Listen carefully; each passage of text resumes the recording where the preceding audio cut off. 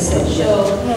Thank you for your questions and your feedback on LightRail itself. Can I assure you that no matter who operates the LightRail network, the government will have full control over fares, and the Opal card, which is coming in at the moment, will be accessible on the LightRail. And the previous government actually had left LightRail out of the discussions on the new electronic ticketing system. I've now made sure it's in. So whether it's the Inner West extension or the new extension, you'll be able to use the one card to go around the entire network. So if you're jumping from LightRail onto a bus, or LightRail onto HeavyRail, or just using LightRail on its own, let me assure you, you will pay the same rate of fares as everybody else throughout the transport network, so there'll be no change to that whatsoever. Just in relation to some of the points raised by Push, can I assure everybody that, regrettably, I'm trying not to make this a political statement, but you can rest assured that whilst ever I'm the Minister for Transport, when we give a time frame for a project, we will stick to that time frame. If we give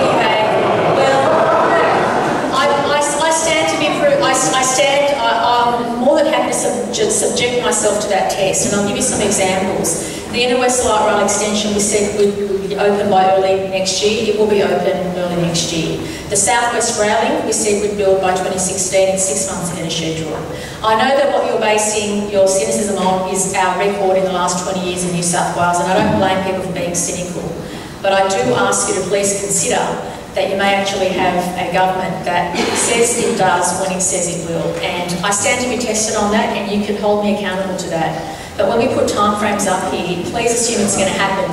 Because if we say to you, this part of George Street will be constructed during this time, or this part of Devonshire Street will be undergoing change during this time, please look at those timeframes carefully, because it will happen, and don't think it's going to be something in the distant future.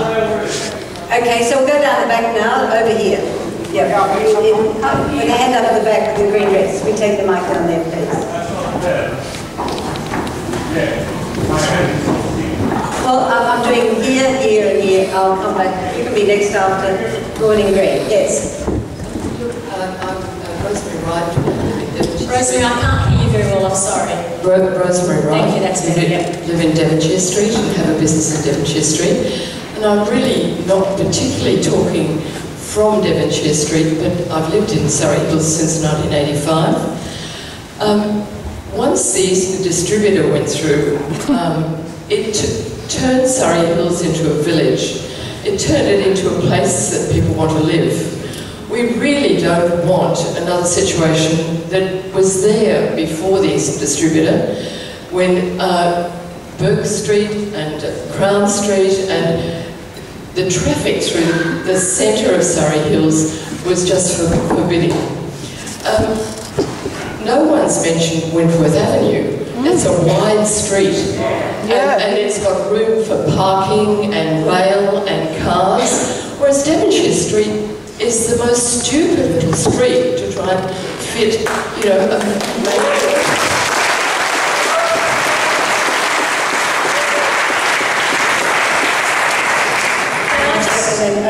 Can I just address the first point, if that's okay? Your first point about wanting to maintain the integrity of Surry Hills as a village is something we completely understand. And in fact, we believe, and I know I probably won't get cheers at the end of my sentence, but we actually believe for a lot of businesses and a lot of people working and living in Surry Hills, the LightRail will be a huge positive. It will actually mean more people will leave cars at home. More people will go on foot to catch LightRail and access public transport.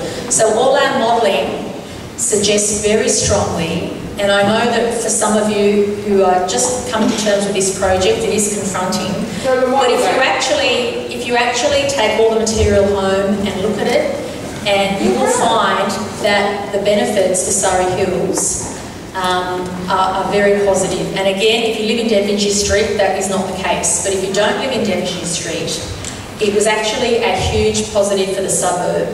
And I want to put a place on the record that the reason why we're taking so much time in the detailed design work is to maintain the integrity of the suburb and to improve the amenity of the suburb. And a lot of businesses and residents, for that matter, have given me feedback about their concerns about the construction process, but many businesses are actually happy with the outcome because they think it will improve their ability to function in the city. So, okay. So I just want to put that on record. So, yes. What about Here we are, we're moving over here now. I'll get the Minister to come to Wentworth Avenue when she makes the next comment. Yep. Thank you for this. My name is Georg Fongros. I'm living in, it's called Edgeley Street, and it's probably one of the oldest streets in Edgeley. It's, well, heritage. Minister, I really appreciate your efforts. I don't know anyone else who should tackle not only this, but whatever happens outside. Very good. Well, you have the courage. Well, I'm promising you that I'm going to sell my car straight away as soon as this will be done. I truly understand that the progress is based very much on what we will decide now. In 1961, the city has been cut very short from development by whoever decided to destroy that network of tramways. Unfortunately. Yeah. Now the question is, yes, there is a question, and the question is to the government if that whatever is going to be done will be manufactured in Australia. If all that cars, 300-400 cars, that enough money to make a factory and manufacture them here will be done here. If the lines provided for that will be made in Australia, yes. And whatever services will be practically provided by us. Okay. That's in such conditions. I truly agree with you. I accept, because we will address to the employment and probably Thank you. I'll let you guys wind up. Yes. And then we'll be coming over here, so we'll need to hand up. We'll go to that boy up there next. Yes. Grace. Did you want to comment? Oh, just to say, in relation to the actual construction, again, what motivates all of our decision making is what is best for people using the service and for the community. So obviously, we'll take that into account when we're dealing with suppliers and during the construction phase. And they're all done independently. And what we'll do is we've already had one industry sounding, so we've said to industry who specialise in LightRail, what is the best practice around the world, and to make sure we utilise that during this project. So everyone can rest assured we are certainly not cutting any corners when it comes to providing the best possible service available. And we'll be engaging the best and brightest around the country and around the world to help us build this project and to make sure it is world best practice. Excellent. So, sitting up there on the stage, yes, you got a mic? Well, as a school student, so I like the way that...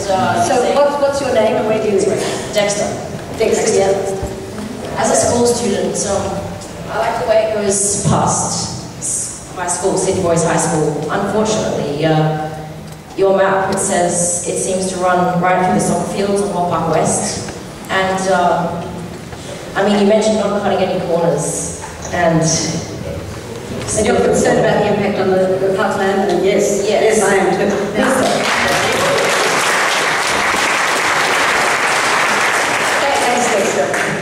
Can I say that is an excellent question, and thank you for asking it. And you may have noticed that when I talked about the bits that the community can have an input in, how we cross Moore Park is definitely one of them.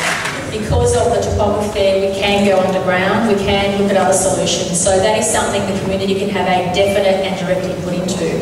And I hope you and your classmates have a say in the process, because I think your contribution will be much valued. Thank you very much for your question. Now, you all had your hand up in the black dress, yes. And then we'll come to the middle. My name is Robin and I live in Devonshire Street. I just wanted to ask about car access for residents and also for emergency and services vehicles. And also, a lot of the residents don't have rear lane access. And how, like, if we want to move house, basically, we can't even get a removalist truck there to move this, short-term or long-term, when this project's going on. Yeah, it's just, you don't realise, like, how many residents are impacted. A lot of residents, or there's a few of us that have access from for vehicles off at Devonshire Street. So what happens there? You're going to push more cars out onto the street. Some of us need the car space to get to work at 4:30 in the morning. You can't get there by public transport to Lakeland.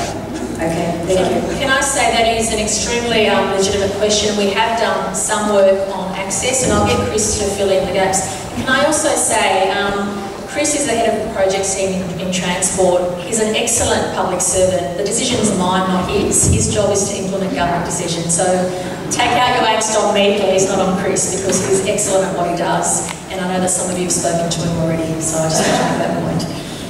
So, to answer your question, thank you. To answer your question, what we're doing right now is the detailed study. So I'll give you some assurances. No one is going to be landlocked by not having access to their property on Devonshire Street.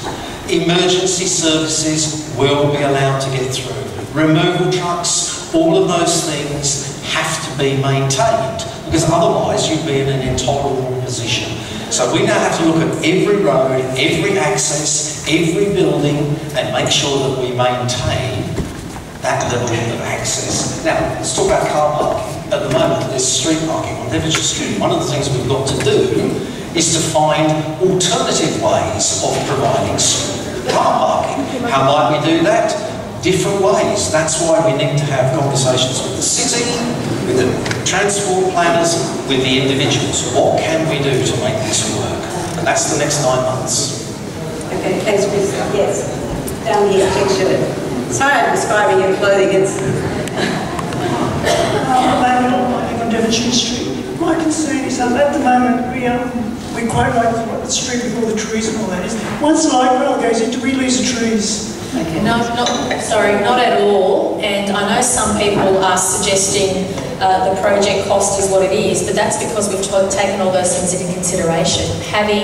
Leaving the place in a better place when we finish is absolutely essential. So urban renewal, the environment, the greenery is very important to us, which is why we're working closely with the councils and why we've allocated budget within the project to make sure we get that right.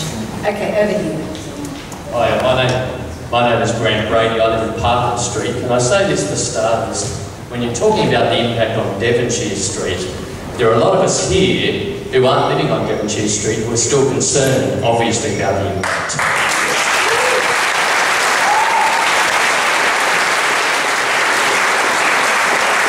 My question goes more towards the question of Devonshire Street versus others, and I know you say there's nothing you can do about it, but I think we'll all be interested in this, and that is, I heard various reasons why you can't go up Vaux Street and Albion Street. I heard about Cleveland Street and Oxford Street. What I heard in relation to going back to Campbell Street was simply this, that it's not the optimum route, and that it's slightly counterintuitive to go back. That doesn't sound to me like it's unfeasible. And in fact, I ask this, if you go back to Campbell,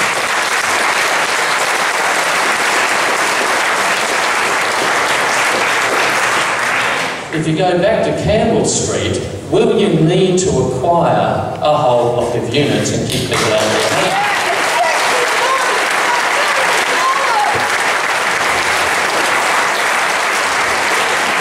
Can I just add some more points in relation to why Campbell Street and Oxford Street were ruled out?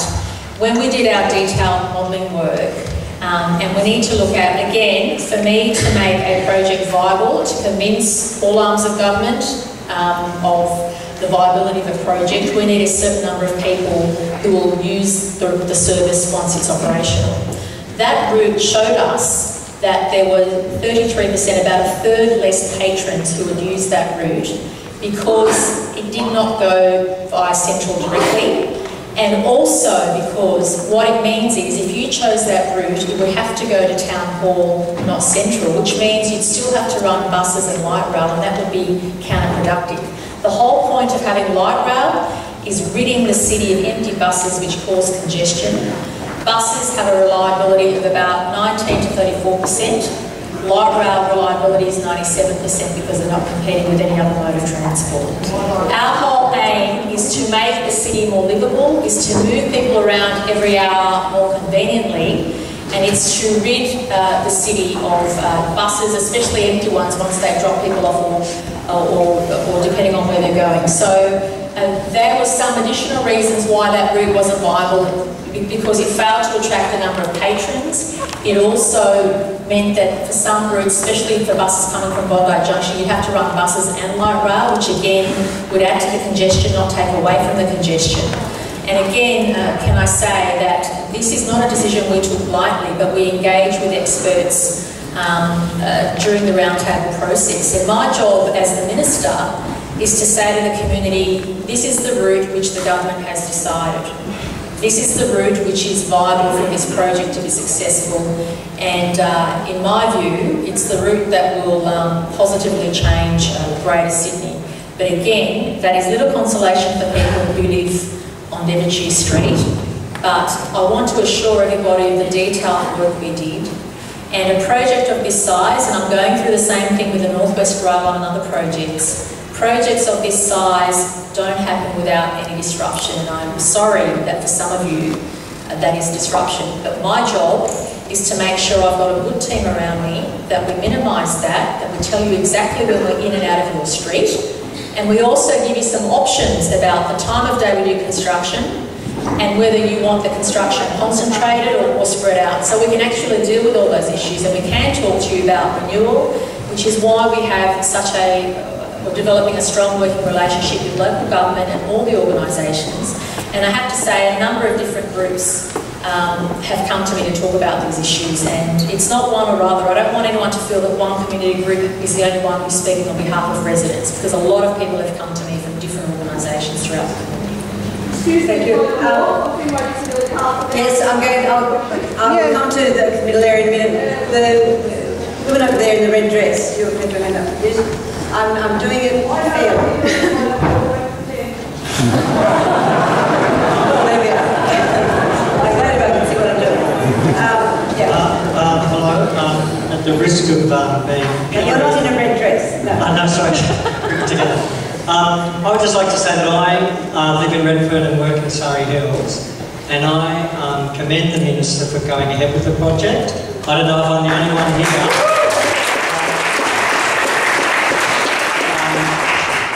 I think it's a fantastic project. I'm very sorry for those who are personally displaced or put out, but historically, the city, all over the city, has developed private interest has been sacrificed for public interest. And you can't build a city without the sacrifice of private interest for the public good. And clearly, this government, I've never voted Liberal in my life, but it's refreshing to see some public transport being built.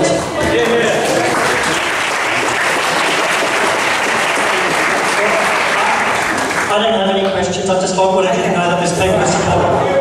So, yes, in the yellow dress, yes. Is it yellow? Yeah.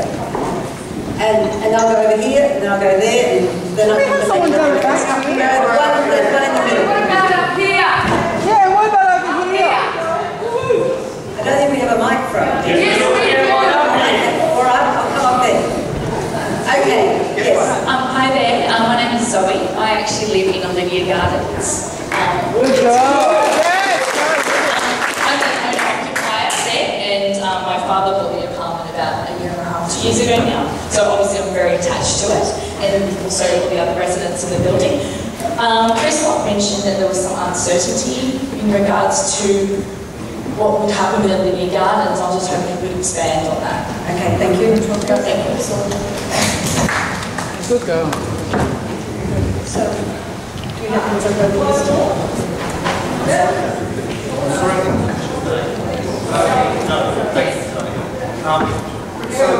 Yes, he's got a mic. I've got a mic. I'm just waiting for the guys to fix it. So, the way the process works, and I don't want to talk about you, Zoe, and your circumstances, because that's much better one-on-one for everybody. The general process. I'd actually like to just talk probably, for everybody. Sure, so I'll talk to everybody. So the general process is, once a decision has been made that Olivia Gardens has to be acquired, so let's tick that for the moment. The next thing is that we, Transport for New South Wales, talk to every individual resident and equally to, in your case, the strata company, because you all own shares in the strata company. We do a valuation with external valuers, and you are entitled, and we pay for you to do your own valuation as well. If those two valuations come together, and the other heads of claim that we pay for in this sort of circumstance, like disturbance and so on, if that comes together, we have a willing seller and a willing buyer, we do a deal, we sign on the line, we pay you, and it's just as if you had sold on the market. Now that's the process that we've done literally hundreds of times before. Now there's another process as well that I need to just explain that runs in parallel, which is the compulsory acquisition process. And that goes slightly different legal route, but our preferred is the first way. On the compulsory acquisition process, if the Minister agrees, we issue a notice to say we are going to compulsorily acquire. We still go through the same valuation process. If we have a dispute, there's a person called the Valuer General who will then make a determination. And at that point, I'm legally obliged to pay you, absolutely without any question, 90%, whatever that number is, so that you have the money in your pocket and certainty. We can then continue to talk about it. If we still can't get to a place where we agree individually, then we go off to the Land and Environment Court, and the court decides what the valuation is and all the heads of claim. So there are two processes. Our much preferred, and in 90% of all cases, it's the by agreement process that we go down to. That applies to everybody, including the strata company and those sorts of things. But talk to us individually. Okay, down the back of the orange dress. Yeah, I'll come back to the middle after we've been to the other areas. Hi, I'm Tanya March from Knoll Street. I actually want to pick up on the comment from the gentleman in the front. I find it interesting that you say, Minister, that Campbell Street is not an option because of the need to have to go via Town Hall when Eddy Avenue is a few minutes away. Yes. There's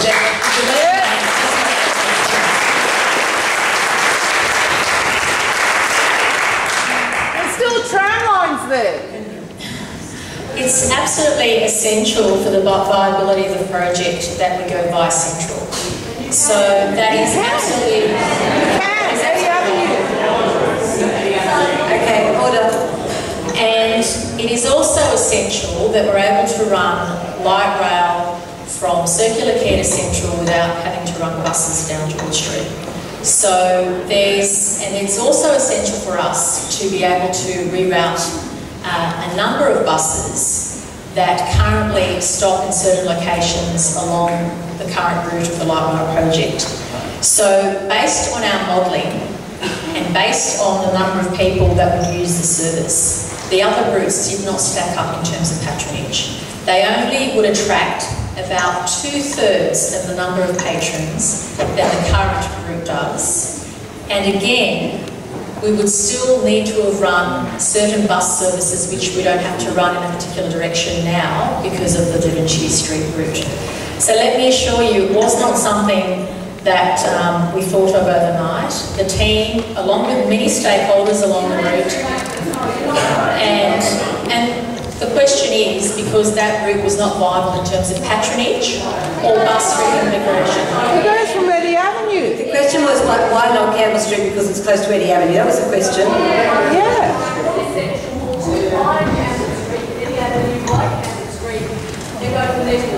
Exactly.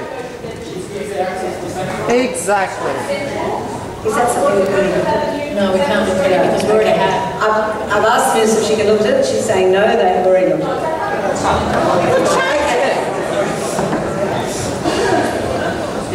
All right, well, we might come back to that. There's some work going on. Up the back there, up the top. Have you got a mic? Yeah, my name's Ron. I live in Burke Street. 3 points. One, is there going to be any other properties purchased other than the block of units? Also, would it be worth sacrificing a tram stop in Surry Hills to have it underground? Because I don't think anybody wants... Also, I understand that it is going to be more expensive to dig a tunnel it's not that much more expensive. There are very good machines that do it. The Eastern Distributor is a perfect example. The Cross-City Tunnel. And to pay a little bit extra for a significantly better job, much less disruptive to the rest of the community, and not cutting a village in half, it's got to be worth it.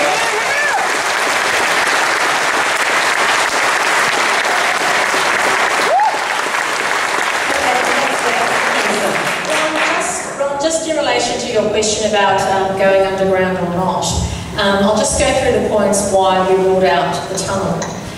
First, of the cost, but that wasn't the primary reason. Secondly, because the depth and length of the tunnel does not make it very safe. And it also means, because engineering-wise, you actually, because of the type of material underground, you actually have to go quite deep. And it would require stacks in the CBD. So there are a number of factors we looked at in terms of safety, in terms of the environment, in terms of cost, but also because, contrary to the view people have in this room, LightRail above ground is actually very positive in terms of urban renewal. And I know that's difficult for people to accept during this stage when they're familiarising themselves with the project. But on all the things that we looked at, the above ground option was by far the best option. And I'm sorry, I can't remember the first part of your question that you had. I'm sorry? Oh yeah. Well, obviously what we're doing now is the detailed design and alignment work in Devonshire Street. So we'll be able to tell you definitively when that work's completed what it means for properties in Devonshire Street, especially in the proximity of the living gardens. So we'll be able to tell you directly after we've done the work. We're actually in the process of doing the detailed work now, and I know Chris even had to seek access from the strata, body corporate strata company to actually go onto the property and do some work. So we're actually doing that detailed design work now. And even though a lot of people have said, why didn't you consult, and you're not consulting, normally consultation happens after you've done the detailed work and you actually say to the residents involved, this is what we found and this is what's occurring. But we're not at that stage yet. All we have is the route, and what we're doing now is going through the specific alignment. So it would be premature for me to say at this stage what properties in that end of Devonshire Street are directly impacted until we've done that detailed work. And as soon as we've done that detailed work, we can obviously start having conversations directly, one-on-one as Chris suggested, or collectively, whatever people prefer. But I'll be able to tell you that by the end of the year when we've finished that detailed work. Thank you. Now, look at the red top down there. I'm dying to speak. Hello. Hello. Hello. I'd just like to ask a pertinent question. How frequently did you actually consult with Clover Moore when she was a state member of Sydney? And also Clover Moore was the Lord Mayor, so I don't believe it's fair for the Lord Mayor to be trying to buck pass things onto you, Gladys, because realistically it's a bipartisan issue. And I've seen so much of that, I've seen so much newspaper documentation, etc., with regard to Clover trying to buck pass, even though she was totally for it. Can I just say this is a state government project. I'm very grateful for the support we've had from the City of Sydney, Randwick Council and other stakeholders about the project. But I do have to bear responsibility for the route. That is a decision the government made. And look, we did consult, and that work is ongoing. But for my sins, I take full responsibility for the decision. It's my decision, and I don't walk away from that. So your hands should be all okay. Thank you. Thank you, Minister. So here, just in the middle there. Hi, my name is Jeremy Webber. I live in Davey Street in Surry Hills, so it's not too far from Devonshire Street. Firstly, I'm really looking forward to the tram going down Devonshire Street. It's going to be great for those of us that need to get around. Yes, we have buses, they're slower.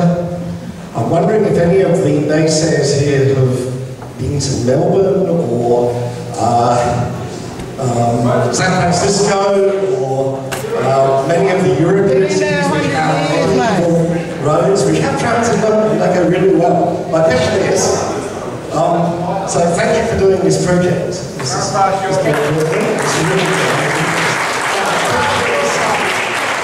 I'm going to go down the back now over here. I'd really like to see a tram network rather than a tram line. I understand you can't build it all at once. If this is built and is successful, would we then get more tram lines going along? Well, the government's already doing the Inner West LightRail extension as we speak, so that will connect directly to this new project. So we do very much look at it in terms of not just a light rail network, but a public transport network, because it does not just involve building the project, but realigning all the bus services and making the city work.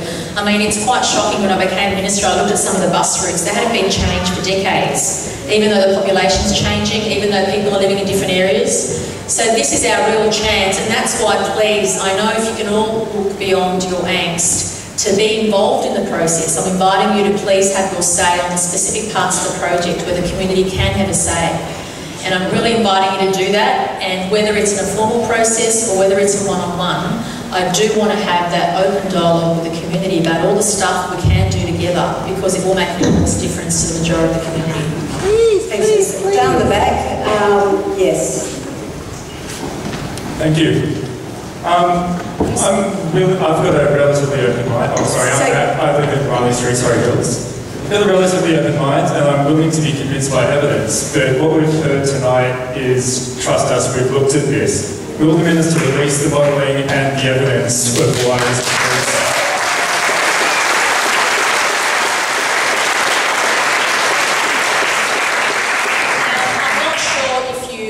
Up the stuff tonight, but that gives you more detail. Is that no, you haven't picked it up, or you haven't picked it up? Can I just ask how many people have read Sydney's Light Rail Future? We all have. Not everyone's putting up their hand. Okay, about 20% of the room, about 1 in 5 have read it. Can I please urge everybody to read this document?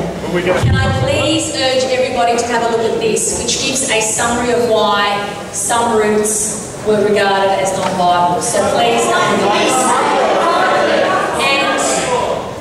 And can I also encourage people to just absorb the material that's here. And I do admit that I'm close to this project because I've lived and breathed it for some time. Yeah, but we live here. I know you do. That's why I'm here. If I didn't care, I wouldn't be here. I didn't have to turn up tonight. But I'm here because I care. I'm here because I care about the project and I care about the suburb. And I want to, again, extend an invitation to work with the community on building this project. And I can assure you that on all the criteria, this is the route that works. And again, I want to stress that if we picked a different route, we'd still have this many people in this room, but those that were upset would have a different view, and those that weren't would have a different view. Any project of this scale is going to cause angst. I can't shy away from that. So, Campbell Street. The mug here.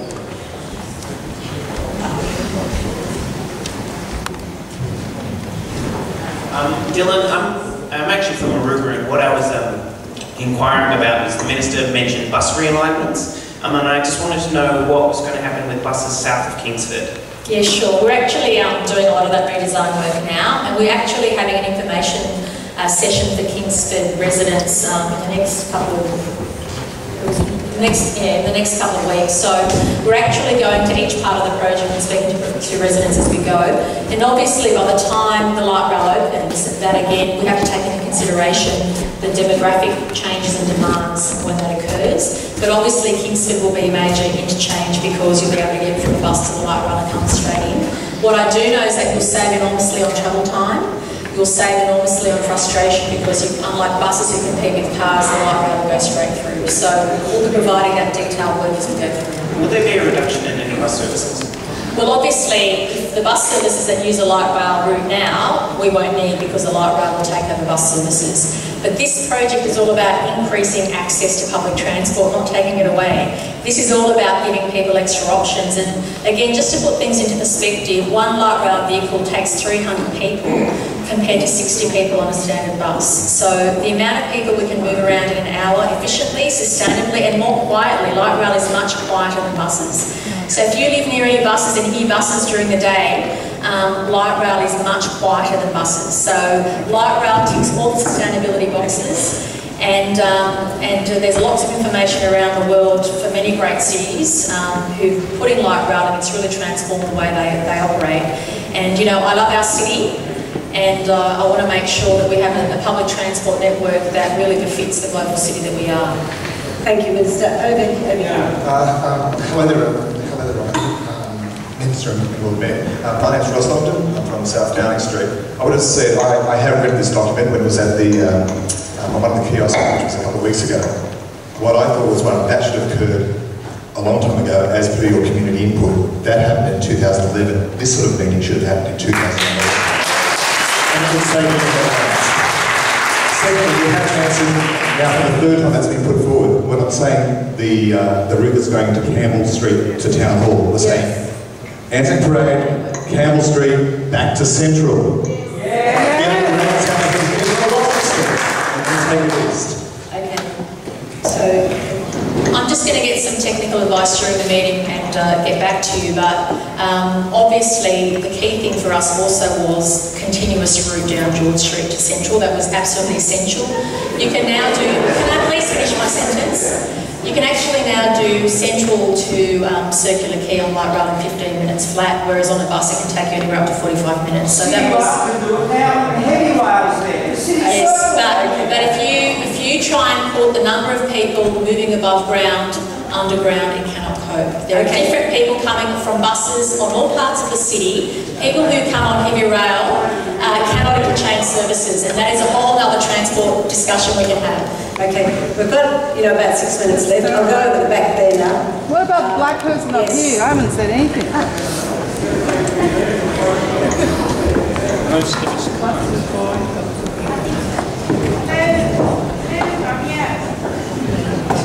Okay, I was actually pointing to the person next to you.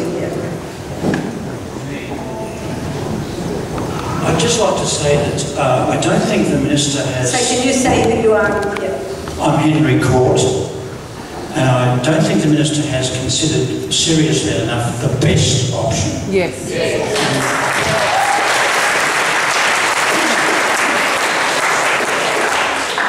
The best option, far better than Devonshire Street, is Cleveland Street. Sorry, what was the... I didn't understand. The best option is Cleveland Street. You don't have to knock down people's homes and acquire people's homes. Devonshire Street is too narrow.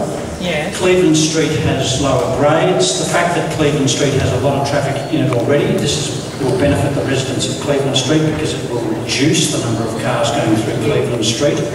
Cleveland Street has restaurants. It's just the best option, and it connects very well with Central, which the Campbell Street option doesn't. So I urge the Minister to reconsider seriously the best option, which is Cleveland Street. Can I just say, in relation to Cleveland Street, as Chris outlined, we could not, the modelling would not allow us to take all that traffic off Cleveland Street in order to do the light rail, because the direction from which cars are coming from, and I don't think anybody would want to have rat runs through the suburb because of all the cars that are coming off Cleveland Street. So we didn't think about that. And actually, if you went down Cleveland Street, it means a lot of the surrounding streets would just become rat runs for cars, and that is not what the intention of light rail is. So so we looked at Cleveland Street, and that's why that wasn't viable. But I'm going to ask Chris to talk about the orange route, which is the specific Campbell route, which the lady up the back in orange asked about, as did the gentleman up here. So I'll just get Chris to talk about the Campbell Street option and why that was ruled out. And I think also there was a lady from the government talking about Wentworth as well. Yeah. Okay. So if I take your eyes to this, because it's the easiest thing to see, it's the orange route that is coming, starting from Moore Park End, Flinders, hangs a left, Campbell hits around about Wentworth, and then comes back up into Eddy Avenue. And I think, is that the one that people are talking about? Yes, okay. Why doesn't it work? It doesn't work because of a patronage issue. It adds that sort of loopy bit to the journey. It adds to the journey time.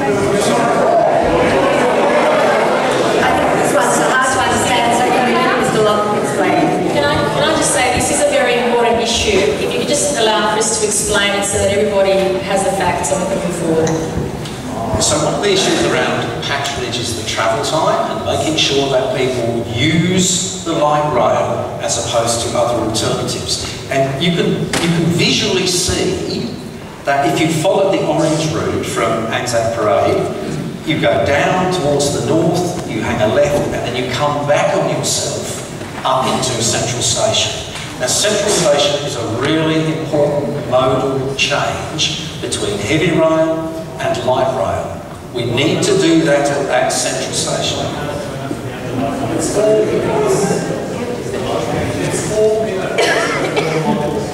Correct. That's 4 minutes. Okay. That's 4 minutes. Yes. You're So right. can you just, it's not possible to have a conversation one-to-one for everyone else to hear, so can you just, you finished? Okay, all right. You've got the mic. Hi, Michael Peden, I'll let you go to that way, so I'll let you go to the question. Can't hear you. Can you hold the mic up? Hold the mic close to you. Have you considered a viaduct up Devonshire Street at all, which will allow the bike access, the bike lanes not to be affected, cycle versus tram, blocking Cleveland Street with the traffic, so it's not coming hard.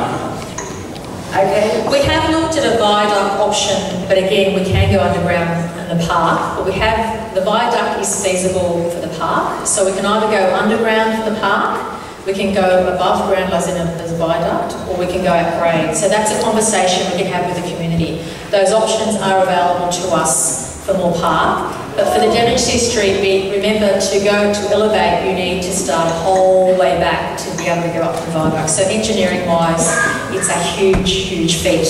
But we can consider either going cut and cover tunnel or a viaduct or at grade for the park bit. So that's a conversation we can have with the community, but it's too difficult in Devonshire Street. So we've probably got 2 more questions. So over here in the red dress. Got a mic?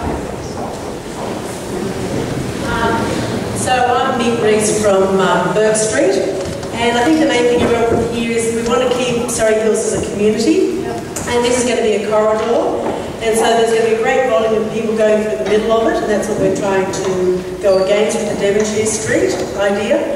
And what about all those apartments that have gone up down in Redfern? Where are they going to go? Why don't you put it down a bit lower and get into Redfern and pick up all those people? That's it. Okay. Can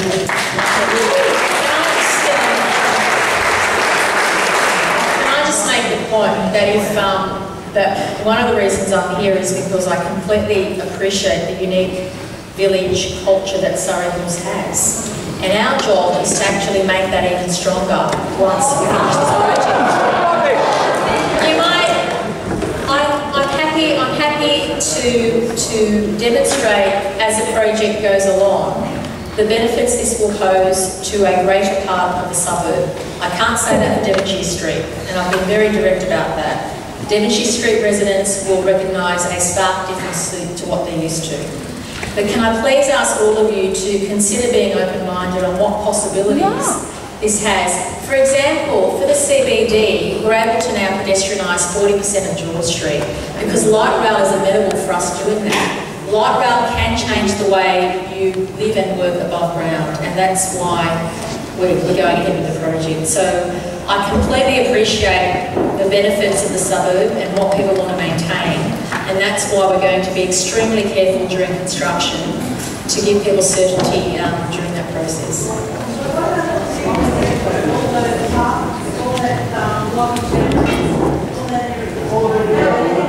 Okay, so the final question there was, what about Green Square? And we are, the city is lobbying the government hard to get a route to Green Square. We've been doing that for a very long time.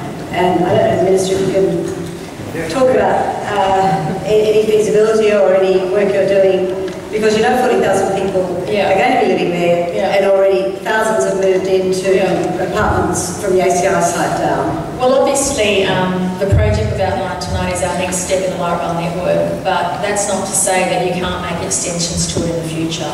So we need to get this part of the project done and look at future extensions, and there are options for the government to consider in the future.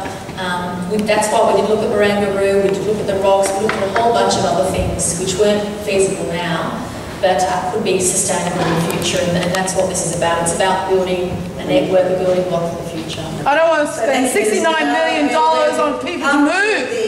We've come to the end of our time.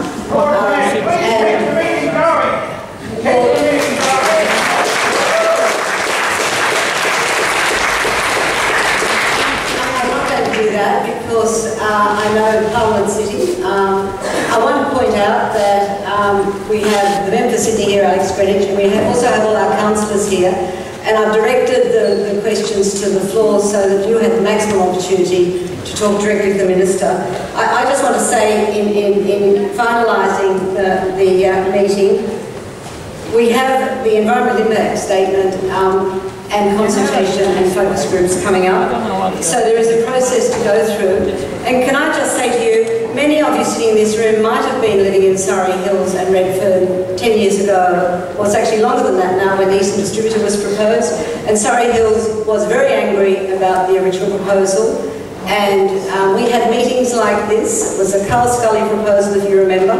And the outcome of the work we did was to get Crown Street and Burke Street made two-way, and all the improvements that we got to Burke Street and Crown Street. It was a result of the meetings we held to see how we could improve that project. We managed to reduce the impact of the Eastern Distributor on South Dowling Street and get the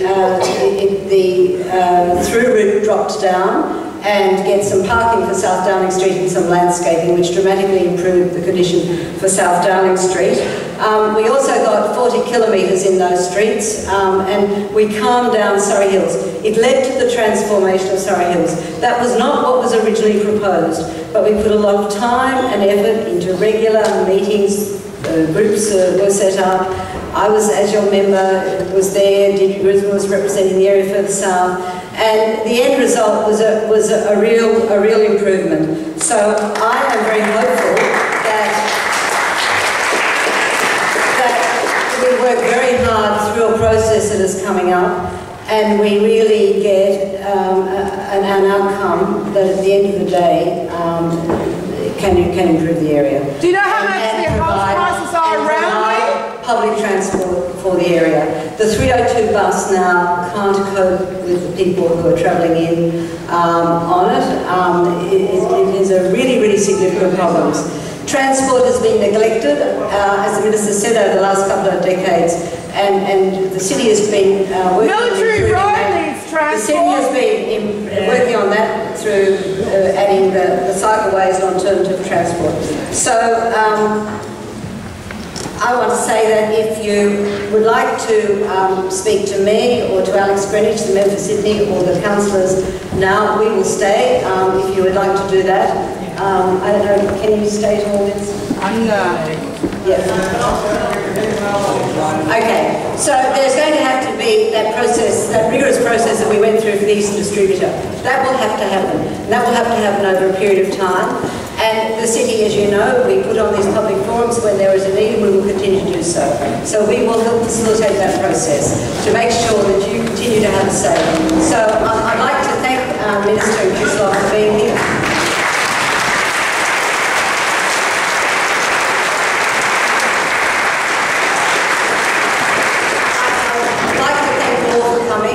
Those of you who have your hands still up, I'm sorry I couldn't go to you.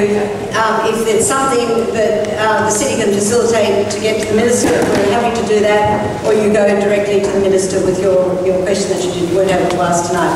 So thank you very much, everyone.